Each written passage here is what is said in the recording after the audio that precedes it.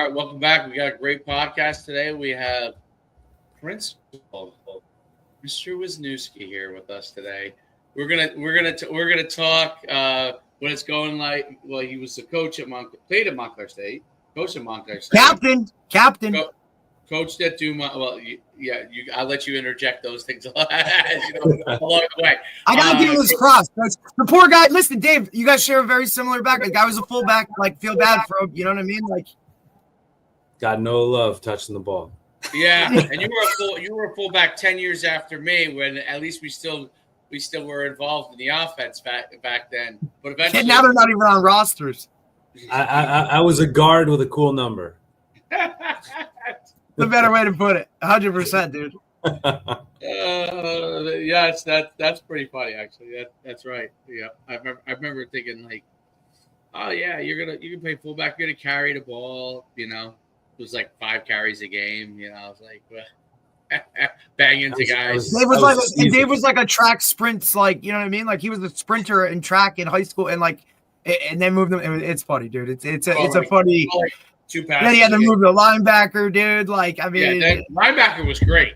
So I moved over there. I didn't know I'd be thrilled, but I was thrilled because you're involved in the action all the time. You know what I mean? Yep. And you didn't have to. You were killing them versus you trying to dig out a 270-pound DN when you weigh 225. You know, I was like, it's all about angles. It's all. Well, back then, though, see, when you were in fullback, it was about angles. It had moved to that direction. When I was first fullback the first 2 years at UConn before Coach Schultz came in and then changed the offense, I really wasn't a fit and moved over to linebacker, and that was where I started the rest of the career there. When I was starting fullback originally, there was no such thing as like angle. Like, you had to dig that. You had to take the angle, but you had to dig the like through that guy's throat. It was like you couldn't position. Like, you had to dig these guys out. So the worst play of all was when we would run our blast. We ran it like 2 ways. We ran it where, you know, the tackle would block out and you know, traditional, like, but then we also ran down block, like a power down block with a wrap, and then my job was to kick out the defensive end. And I tell this story all the time. We were playing JMU, we beat them, but they had a defensive end that was like an all world, all conference or all American defensive end. And I was like, I'm just gonna try and kill this guy. So I went to go to dig him out, and I went full speed, and I was like, I killed him. And I looked up. I was 1 yard from the quarterback. He had pushed me back like 2 yards. I tried to kick him out. I was like, oh my God, this 270-pound DN was unmovable. That was our whole offense at Montclair, was down, kick out, and we were the kick out. Guard pulls through. So it was just finding that angle and using the fact that I'm 5'8", and a lot of these guys are 6'2", 6'3". Just play the odds. Yeah, that's it. You got lucky. It worked out more in your favor than it did, Coach. But that's part of it. And Eugene Vick was the benefactor of a lot of those dig outs. And oh my God, it was fun though. It was fun. Then then they throw you pass in the flat every once in a while. You're like, oh, yeah. Or at least they'll send you out in the route to make it. Yeah, send me out in the route. You got a shot. Yeah. And my big run play was, I don't know if you ran this at Montclair. My big run play was the trap. That was what we ran. The fullback ran. No, you guys didn't run that. We ran. Listen, we were fortunate too. Like, my senior year, we ended up, like, my last 2 years there, we had one hell of a fullback who was like a 5th-year guy in Vinny Verkatapane, whose younger brother Nick played at Western Michigan as a DN, but this guy was a fullback. Dude, he was like a 5th-year guy at Montclair State, like, came back, like, I don't know, don't ask me why, like, just to play fullback. Like, literally, that's all he did. And, you know, like, you're talking about the ugliest dresser, no gloves, no nothing, wore number 45, just, like, did all the dirty work. And, like, as a 5th year in a D3 program, and he was a dog. Like, it was, and he mattered. He factored into it because we had a couple of backs that were pretty damn good. only because of him. You know what I mean? So it's weird to see how offenses have kind of, gone away from it. I think you're starting to see a little bit of it coming back. Now it's not the fullback, but like, you're a D lineman and like, hey, you go on the other side or, something of that nature. They kind of just add that factor in, but there ain't nobody with a fullback on the roster. No, and it's more of that H-back where you get a guy like Kyle Juszczyk on the 49ers. He's kind of changed the mold a little bit. In there, but he can get out, run routes. Or you get to look at the guy like Ricard on the Ravens. Yeah. A converted D lineman that's just a monster. It's all about your offense and what you want to do behind it. Yep, 100%. No doubt. Coach, when you moved from coaching to administrator, what was that like for you? It was interesting. It was one of those circumstances. I had I was 30 years old. We just had my daughter, 6 months old at the time. Opportunity came up, and at the school I was teaching in Dumont High School, and it was hard. I will say that was one of the hardest decisions I made. I really enjoyed coaching. I really enjoyed that environment. I like teaching, coaching, all of that. And when you looked at it, the opportunity to help your family, but also have a greater impact in the school, I thought was just at that time just too great to pass up. And looking back, hindsight, it was a great opportunity, and it still has. And I'm fortunate that I had that opportunity at Dumont, where I was teaching, and then being able to move over to Wayne Valley for a couple of years, and now here at Palm Lakes as the principal. Principal is quite a task in a sense that you've got to manage the whole entire school and everybody pulling you in 9,000 different directions. What from football, and in the old days, all the administrators used to come, like when I was coming through high school. Yeah, they were all coaches. They were all coaches. Didn't mean they were necessarily football coaches, but they were all coaches who came through and became some level of administrator. What is about football and sports that really, helped you to really kind of transition into a principal? Well, I would even think, going back to the interviews, one of those always problems is like you're interviewing for these positions, whether it's a head coach, principal, assistant principal. There's always that idea that like you don't have experience. So for me, going into that assistant principal interview, I had the experience of coaching. You have the experience of delegating tasks, staff, working with the community, working with parent associations. So the idea that you can show your leadership in coaching is where that transition comes into administration, because if you can lead, and that's really it, whether you're coaching or you're a principal, assistant principal, you're a leader in your school, and you're a leader for the kids, and you always want to make that positive impact. So when you're looking at it, that's that transition. It's similar in the way that people look to you in certain situations, and being a head coach, for that first time, you realize, the buck stops with you really in that program. And as a principal, it really was that same sort of feeling.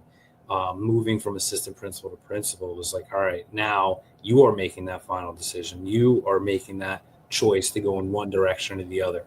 As a head coach, you're never going to make everybody happy. You're never going to make happy or the parents happy.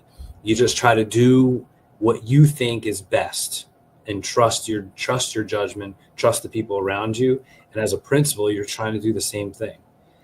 I recognize not everybody's going to appreciate every choice I make, every decision I make, whether that's parents or kids or the teachers, right? But at the end of the day, I just want them to trust I'm doing what I believe is in the best interest of our school and of our community as a whole. And everybody's perspective on that's a little different, where my view is got to be more holistic in the way that it impacts as many people positively as I can. When you're when you're leading as a principal and you got all the different parties pulling at you in all the different directions, like what's kind of your overall philosophy from a leadership standpoint? Because you have the different departments, English department, to the athletic department, to the staff who's working in the school, to the cafeteria, to all the different things that are going on within the school in the day. What kind of is your approach to leadership with all the different groups that you work with? I think for me, I recognize everybody has their role, and my role is different and unique than everybody else's. But I can't be successful unless the teachers are successful. And the teachers individually need all different things to be successful. But we also need our administrative staff to be successful. We need our coaches to need to be supported so they could be successful. And if our teachers find success, that trickles down to our students. So my approach always is, I'm just a piece to this greater wheel that is going. And for us to move on a steady, smooth path forward, we all have our roles and we all have our responsibilities. But when you go ahead and sit and talk with the people, you have to hear them from their perspective. You have to see where they're coming from, and you have to have those honest conversations with everybody. Sometimes they're not easy. Sometimes you got to hear things as a leader that you don't necessarily want to hear or don't want to acknowledge. But I think as you go ahead with leadership and you go ahead with pushing something forward, you got to be willing to put yourself out there and hear the feedback, and then not only hear it, but put it into play. People aren't going to come to you with things if you just tell them no all the time or ignore them. You could have every committee in the world, but if you're just going to run that committee as you see fit, and you're going to just make your choice at the end of the day that you do anyway, without taking any of their input in, then what's the point? What's the point to that? Now they're not invested. Now they're not falling behind it. So there is certainly times that there's that spectrum of decision making, where there's times where I just have to make a decision, but I still want their input. I still want their background. And even if I'm going to go differently than what some of the teachers are, I want to give them that opportunity. I want to have that opportunity to explain why I'm going in the direction I'm going and where the choice and where the decision making is coming from. Because do you think that because you kind of came up through the ranks, right? Like you taught for a long time and then you were you had some other administrative roles. Do you think that puts you in a different position, when it comes to that, because you can put yourself in a teacher role or, in that other administrator role, when now ultimately you do have to make that decision? Like you said, like you've been in those other spots. Do you think that's benefited you to where you are now in terms of kind of looking at that and then talking about that feedback and whatnot? I definitely think it is. And that goes, when you think about that's just leadership in general. Right. I think you if you walk into a room thinking you have all the answers, then you're never going to be a leader in that room. Like you have to walk into that knowing that you can learn from other people, and other people, not necessarily just those people, but from past experiences. So I was fortunate to have taught in one school in Dumont, which has its lore, and then going to Wayne, which is a much bigger school, much different environment. Now you're taking the big school, small school, but through that time, I've connected with school leaders, across the state to learn about different things, learn about how they approach certain situations, what ideas they have regarding mental health or the mental well-being of your students, or thinking of something like a block schedule. If we're going to switch our schedule, that's awesome. What are schools that are doing it? What are they doing well? With those people. So it's not just me saying this is my idea. Well, this is an idea that's going on in this school, and this worked well for them because I talked to this principal and that's the feedback I've gotten, or I've talked to this superintendent. So just like coaching, you build a network. You build a network of people. Like I remember as a coach, when I became a head coach, there were a couple areas that I really trusted the people around me. Like DJ Nymphius was a huge influence on. He's been on. Started doing it in Elmwood Park, and he connected us. He was able to connect me with, in one of our talks to Drew Gibbs, and Drew Gibbs gave me stuff about practice schedules. You can pull something from everybody, right? As a coach, you're always looking for that competitive edge, whether that's not just scheme X's and O's but like, how do I change my practice plan? Like one of the things we got from Drew Gibbs was like breaking down your practice schedule days into long yardage, short yardage days, openers, and you're putting context instead of just running team and saying we're going to run 30 plays on team, but with zero context to why, right? So and then you go into a game and it's 3rd and 8 and your kid runs a 7-yard route. How often have you practiced in team? It's 3rd and 8. Yeah, this route 9 back to 8. So now as a principal, you're taking that same concept. I don't necessarily have to have all the answers, but if I have a network of people around that I could reach out to, that I can trust, that I can go to, and ask them these questions and bring that information back, or connect my teachers or my staff with them and their people, that's a huge benefit. And that's where, when you look at that alignment between just leadership, it's just trusting and building a network of people that you could rely on to go to so that you could maximize the choices.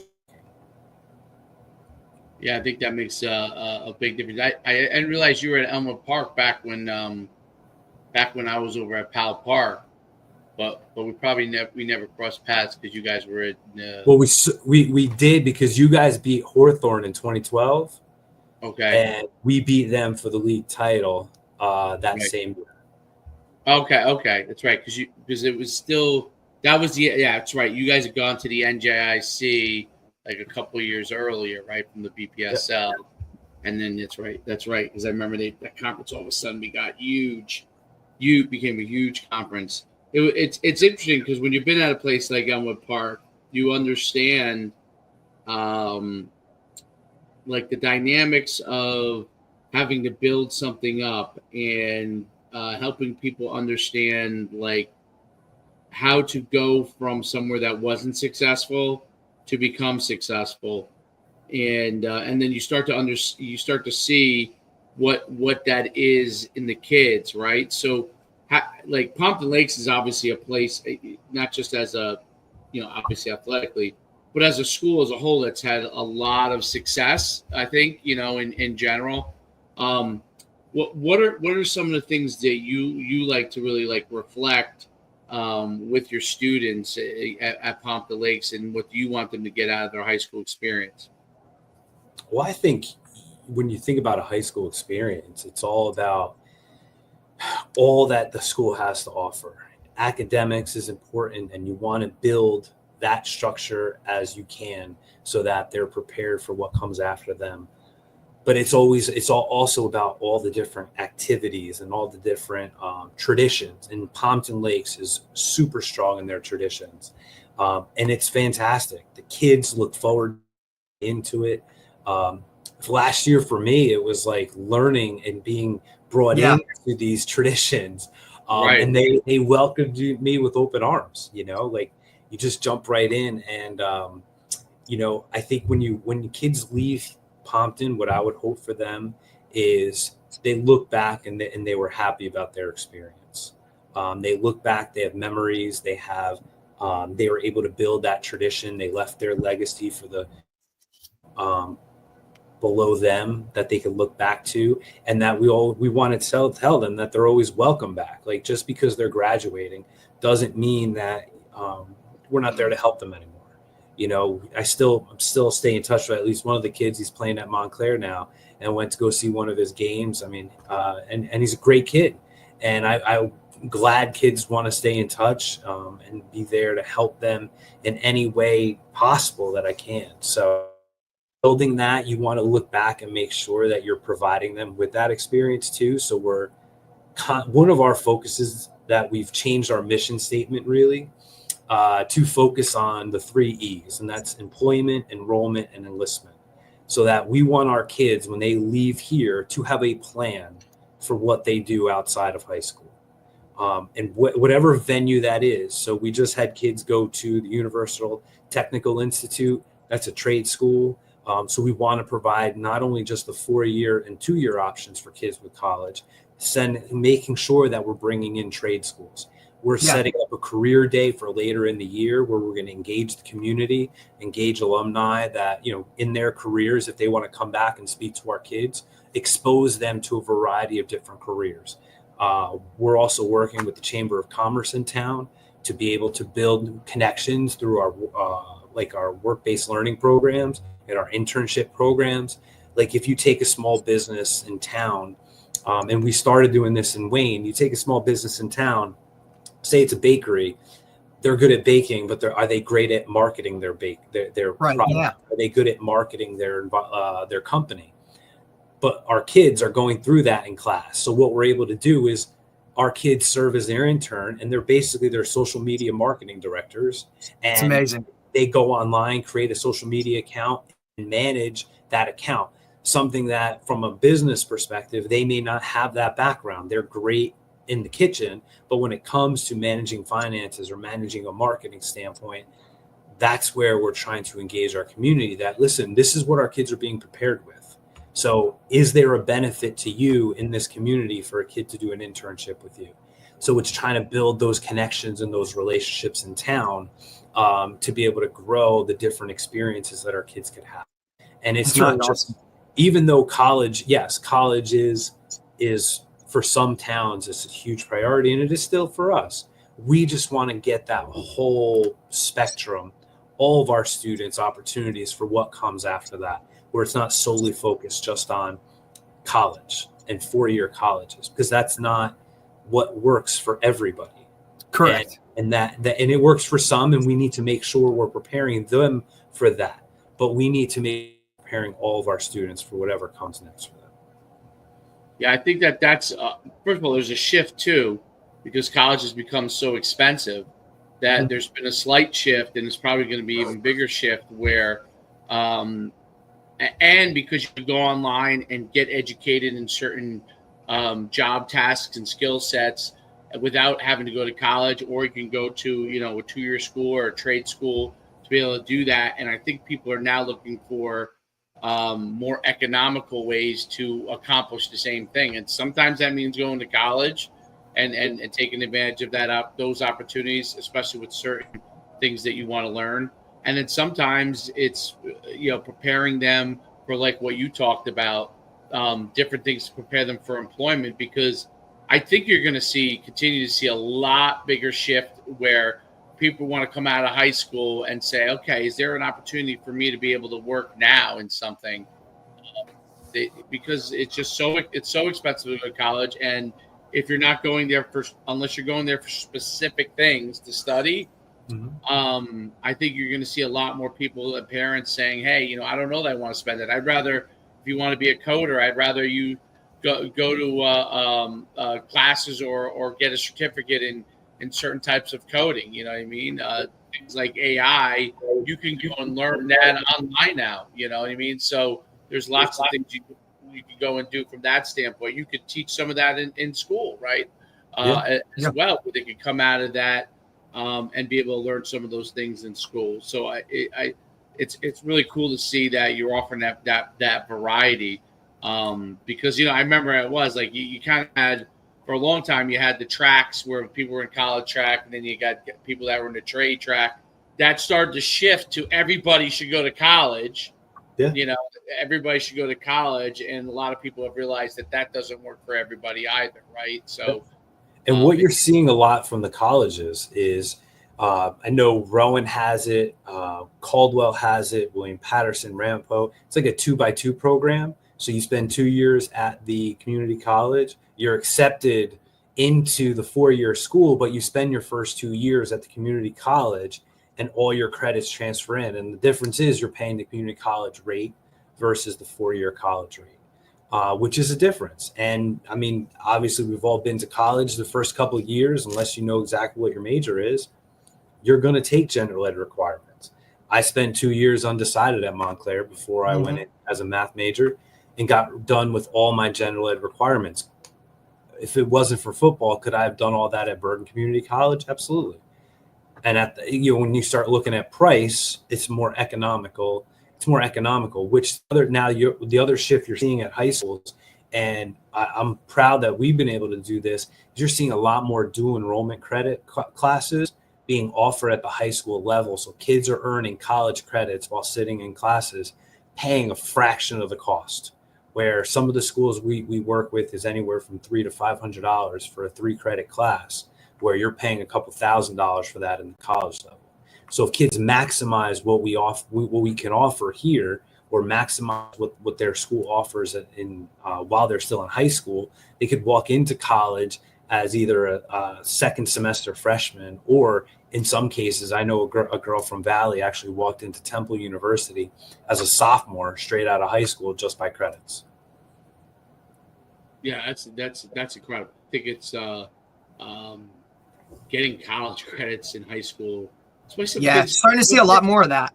You also get to decrease not only does it cost less, right, which is great, but it also decreases the time that you're going to spend in a 4-year college. You can get out of there earlier if you want to, which also takes away some of the costs, and then allows you to get into, if you want to go working or go to a grad degree, more of that money to that kind of stuff, and be able to expand your knowledge on that. What are you seeing with students now from the time you kind of started in coaching and teaching to now? What are some of the things that you've seen that have changed? Well, Good or bad? Good or bad. I think, you'd be remiss to not mention the 1920 school year and what happened in the 2-3 years after that. So inevitably, things are different. Kids are different, but they are different in the respect that their life experiences have been vastly different than any other person that's alive today. Right. And you're talking post-COVID, right? Yes. And nobody's had to deal with the circumstances. And I'm not saying how things should have gone or didn't win, or we should have done this or should have done that. Just simply in general, life stopped for a couple years. And so that inevitably does have an impact. When you started to come back, it was the emotional maturity that I think when you reflect back on it, what's taken the longest to come back, there's obviously going to be educational gaps. But it's the maturity level of kids. I know when I was at Valley, it felt like that first year back, you had freshmen and they were just doing like middle school things, and you're like, why? But they didn't have that social dynamic during those developmental years. Absolutely. For them to get their middle school behaviors out to high school. I think we're shifting back in that direction. And the other parts of this is cell phones, cell phones, social media. So you're taking these two major influences that none of us out of college or teachers really had to deal with while they were growing up. And I don't think you could say, well, when I was younger, when you were younger, you had to wait by the little by your radio and hope that it came on so you could hit the play and record button on the same time on your cassette so you could record it. Now, Depascale might not know that one. But I was there, bro. It's okay. You were in the LimeWire and Napster phase. But you think about the on-demand world that kids grow up in.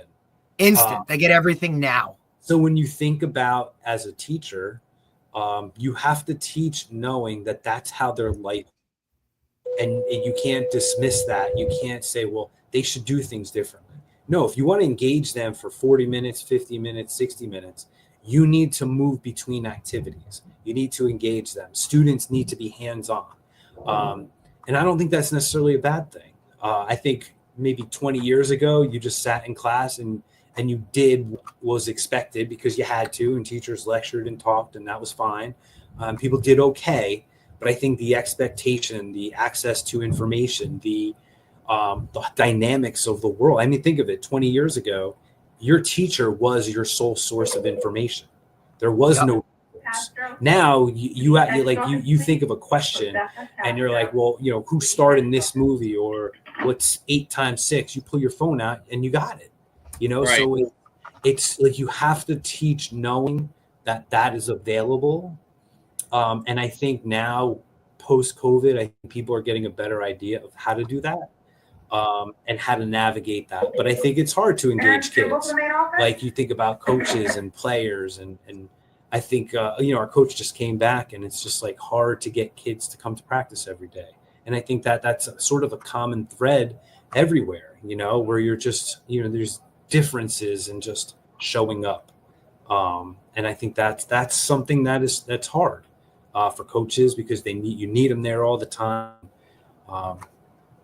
So I think that's probably a difference. I'm hoping that with each year that passes through COVID, as we get farther away from that, those things start to go back to what they were. But I think when I say what they were, that requires coaches, and that requires teachers and school leaders and all of us meeting the needs of the kids where they are, and not just expecting them to show up because you tell them to.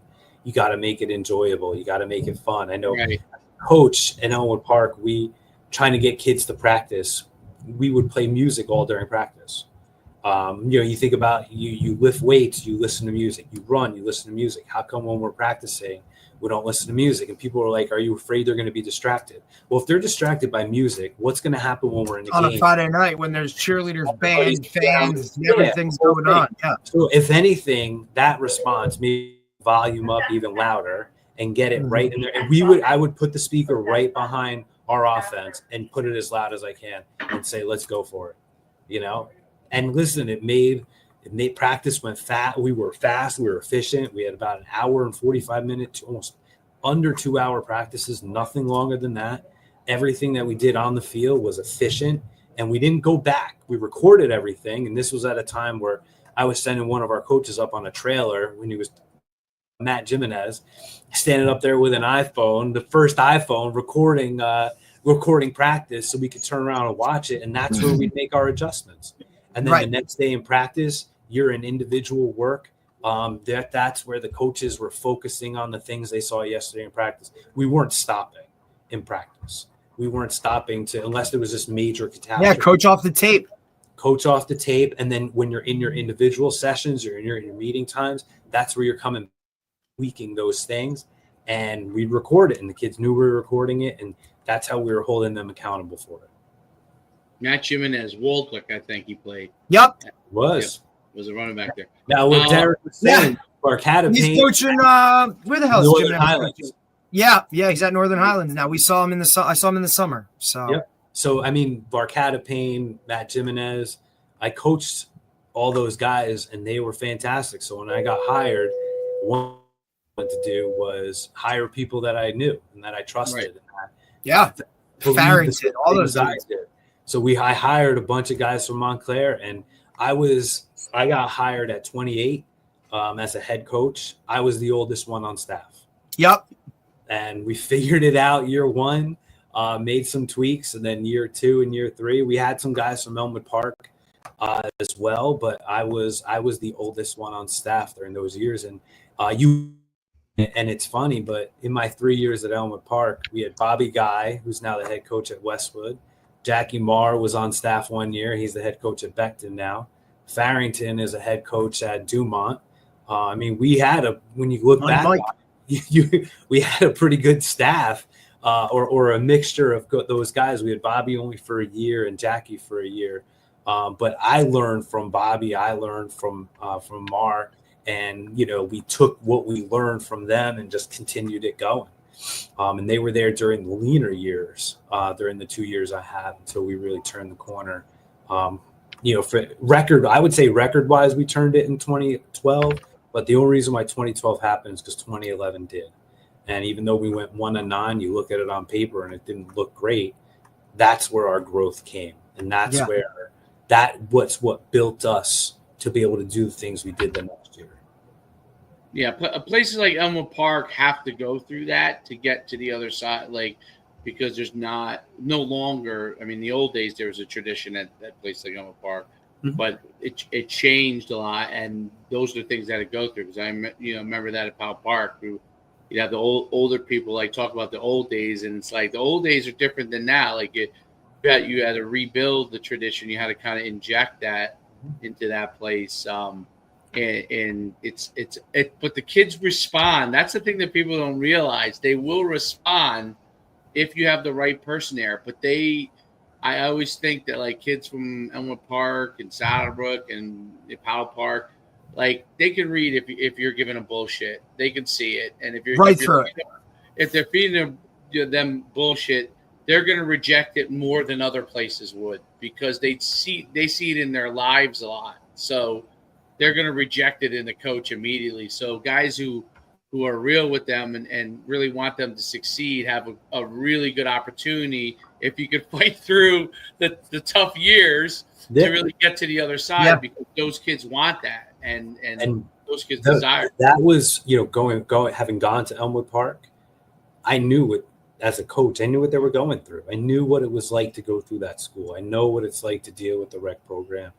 I knew all those guys that were there. You talked about the different experience. I talked about the difference I had. It's similar, you know. I think the biggest compliment I got as a coach was my third year, and one of the guys that was a teacher and a coach when I was in high school, was still working in the district. He said they play like you did, you know, like they took the personality and the approach that I had as a player, and that was what our team was. And it was scrappy. We didn't give up an inch. You know, like we would fight to the death. I mean, the one game in the 2011 year was we were down 21 points at halftime. We were down 21 points 3 different times in the second half, and came back and won in triple overtime. And that was our one win during the year. And so like there was just no quit in them. And I think as a coach, that's what you want. You want them to take on your personality. But to your point, you had to be real with them.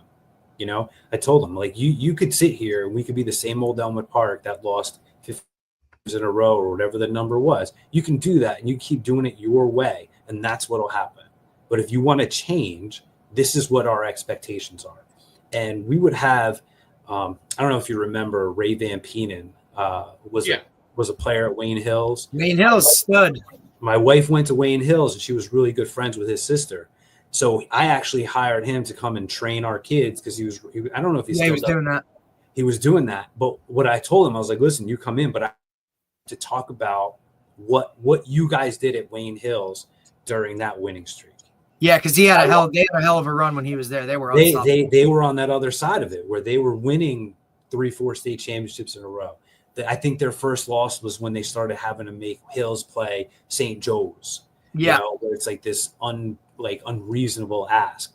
Right. But what he did was he would tell them, listen, we'd practice, then we'd go work out. We'd wake up in the morning, we'd go to the off season. We did this, we did that, we did this. So for me, I'm sitting there telling, if this is what you want, this is what you need to do, because it doesn't happen on Saturdays. It doesn't happen on Fridays by chance or by luck. This happens because of what you've done at the very beginning. And if you're not in that, if that's not what you want to do, you don't have to be here. So we had 27 kids in the program my last year at Elmwood Park, but I'll tell you what, to this day, those 27, I would go to bat with those 27 kids at any step of the way, because they were tough. They were doing all the things we asked them to do, but we held them accountable. We did study halls. If you got suspended from school, you got suspended from the game, and we did it. One of our best kids gets suspended. I don't know what to tell you, man.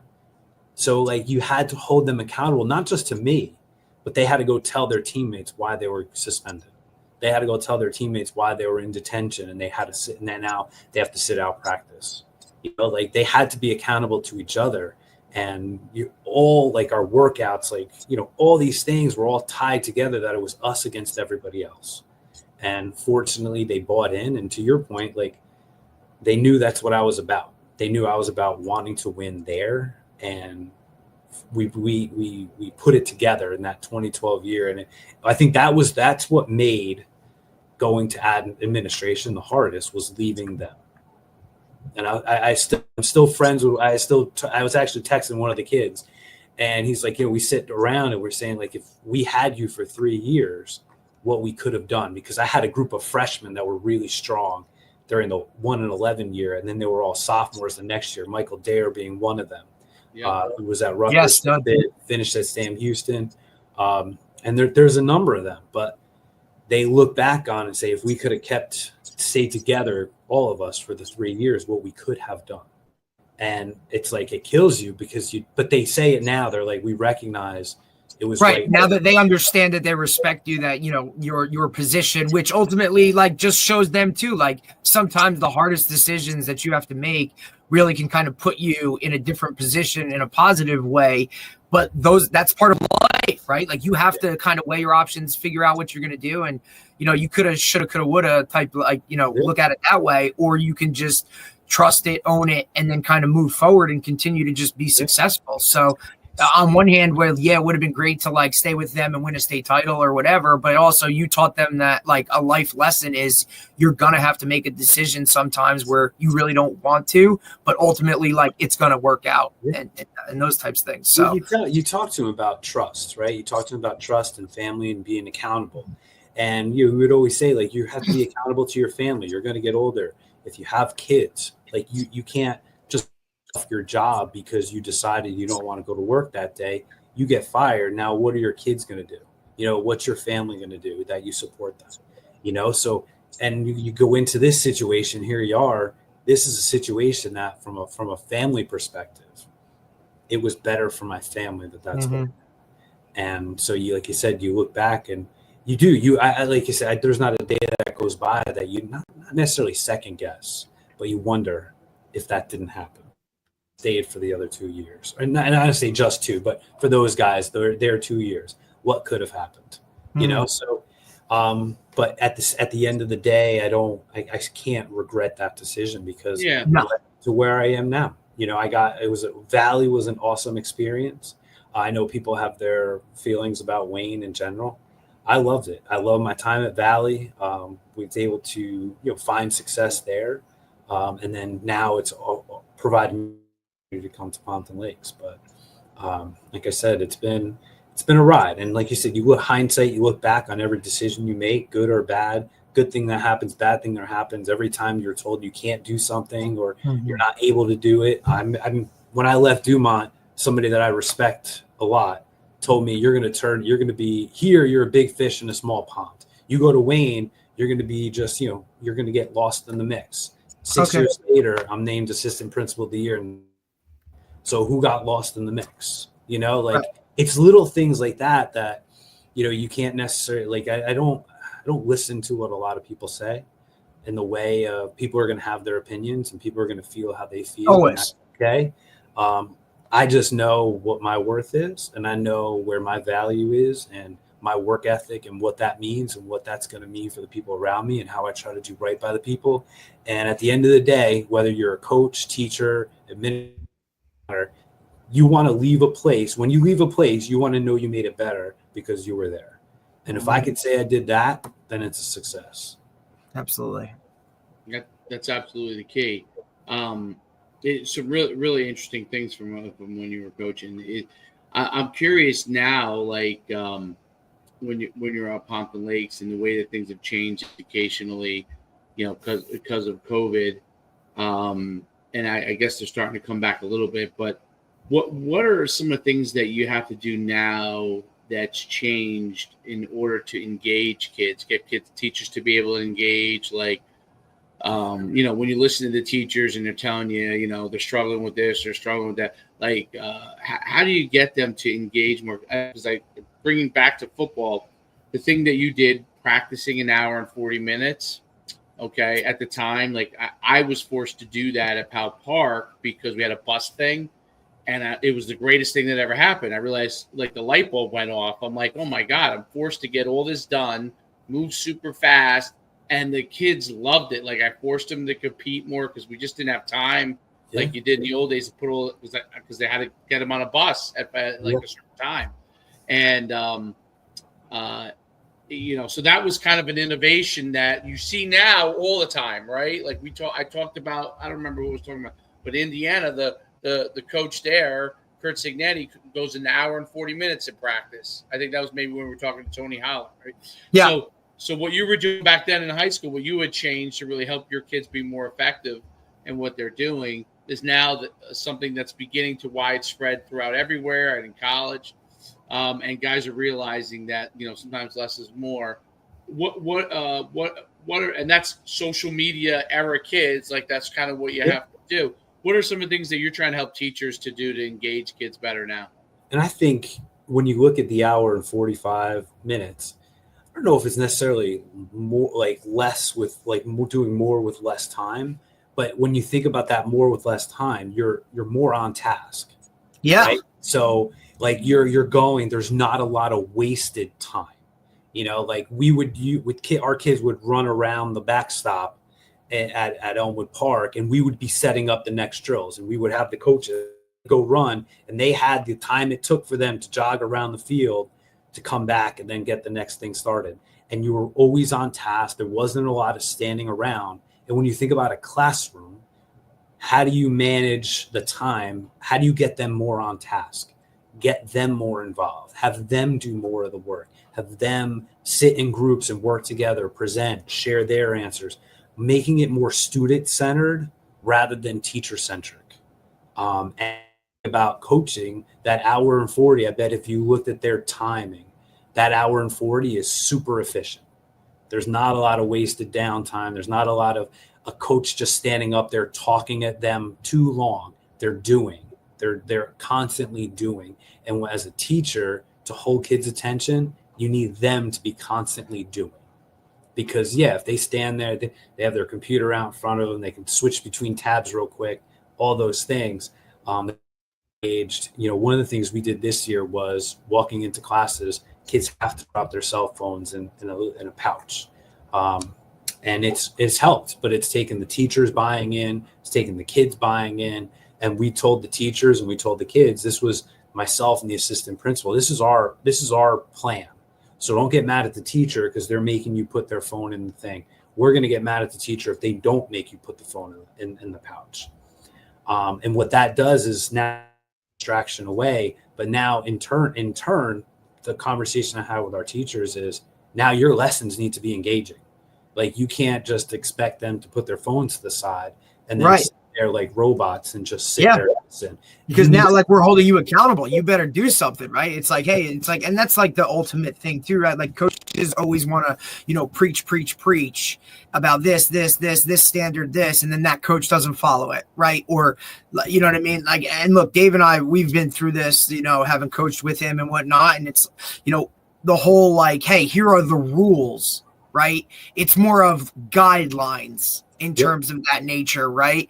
And then, but also I just think like now as a teacher, if I know, right, you kind of have that wiggle room with a phone, right? If your thing's not engaging, then a kid's going to go off on his phone doing whatever, okay, at least he won't be a problem. He's just, you know, whatever. He's just doing not what I'm asking him to do, but he's not distracting the others that are involved. Yeah. Now I'm asking everybody to turn to that phone. Well, you better be on point because that kid who now was distracted by his phone is now going to be all eyes on you. And if it's not engaging, now I'm causing an issue, and now the whole class becomes an issue. So, you know, it's a way, you know, your checks and balances, right? And it's like, hey, now you're held accountable. Like, do what you're supposed to do.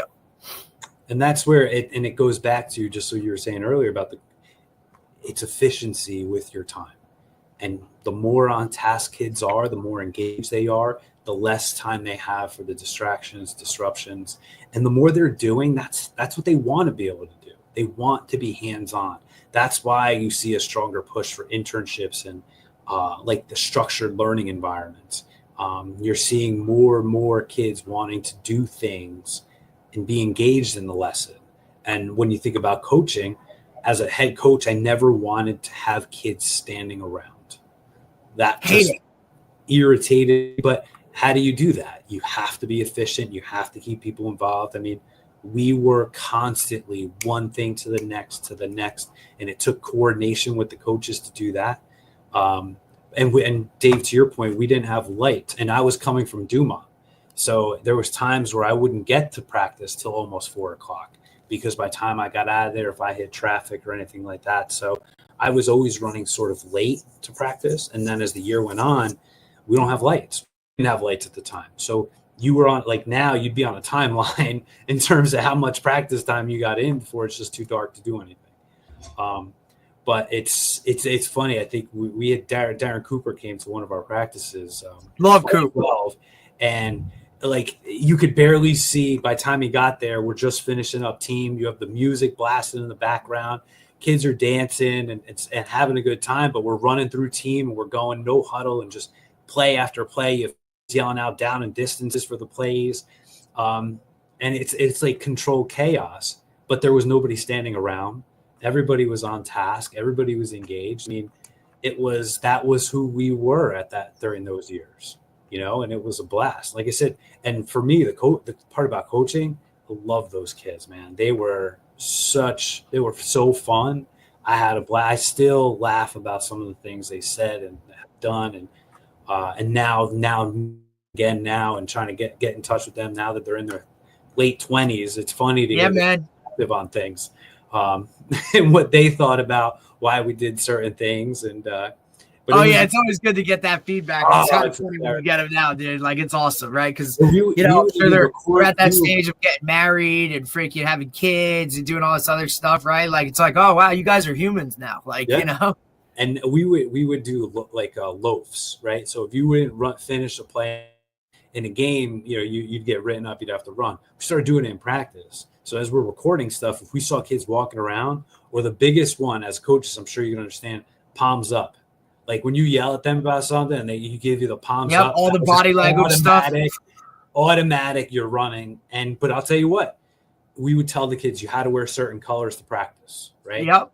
Red, white, gray. We want to something along those school colors. Yeah. Now I'll tell you what, one of wrong color, he was running the same loaf. I ran them I've run them when I was coaching. We held everybody to the same standard. But what that did was it reinforced the movement from one session to the other, one time to the other. And that's why we tried to make practices so hard and so efficient that when the games came, it came easier. So I would take that. That's the same approach I talk to our teachers about, obviously not running them into the ground or anything, that they're always engaged and that they're in different activities and that you're not spending too much time on one particular thing. Right. Coach, it was phenomenal having you on, dude. I learned a whole lot. And it's great talking to somebody that is in a different space to what we normally are talking to, and awesome. Just a leadership that you're able to really express and teach to the kids every day and to your teachers, and it's phenomenal. So it's really great to have you on today.